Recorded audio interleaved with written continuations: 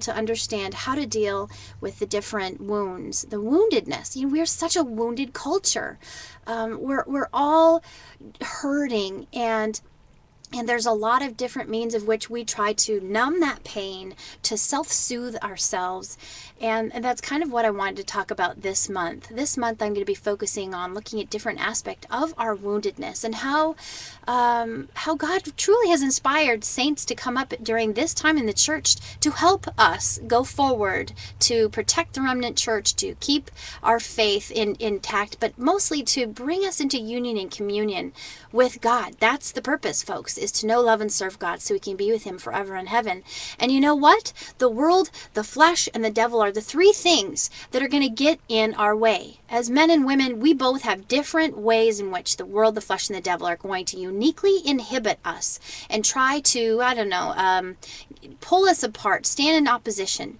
Obviously, men are going to have a more difficulty.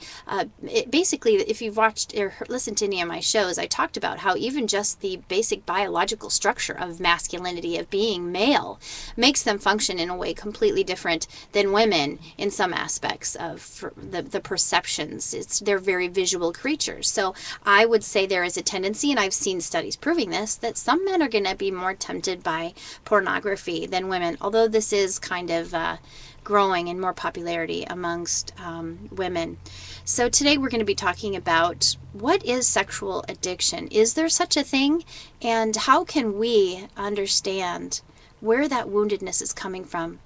My blog, as you know, usually reflects conversation matter, so I think I'm going to try to talk about the hoarding aspect that I promised you all I'd be talking about it towards the latter part of the show, since we're going to be going to break in about 90 seconds.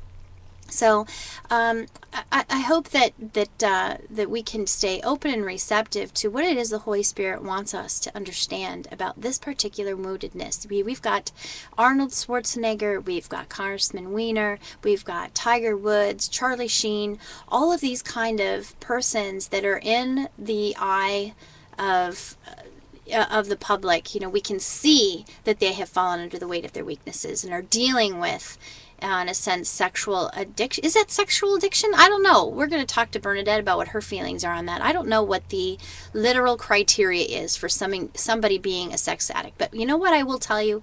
I will tell you this, that there are a number of people that are in our culture that are deeply troubled, wounded, lost. They desire to love and to be loved, because you know what? That's what we were created for, is to love and to be loved.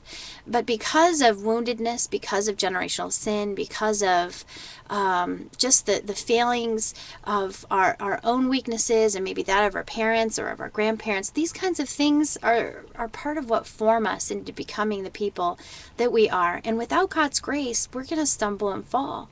And I believe, it's my opinion, that sexual addiction is a form of falling under a weight of a weakness, of reaching for something good, ultimately, desiring to enter into union and communion with something, but somehow missing the mark, somehow reaching in a disordered way. So my prayer is that Bernadette will help us understand where this disorder occurs, so that we can help people rightly order this beautiful gift of sexuality that we are given, being made male and female. We're made for union and communion, ultimately with God, but obviously being made male and female, some of us that are called to the vocation of marriage have this unique and privileged opportunity of participating to some extent in giving ourselves as a gift, participating in the Trinity a little bit here, when we learn to give of ourselves freely, totally, faithfully, fruitfully, and of course fully. So stay with me. We'll be speaking with Bernadette Kozak after the break, and we'll be talking about sex addicts and sexual addiction. Is there such a thing? Join me after the break.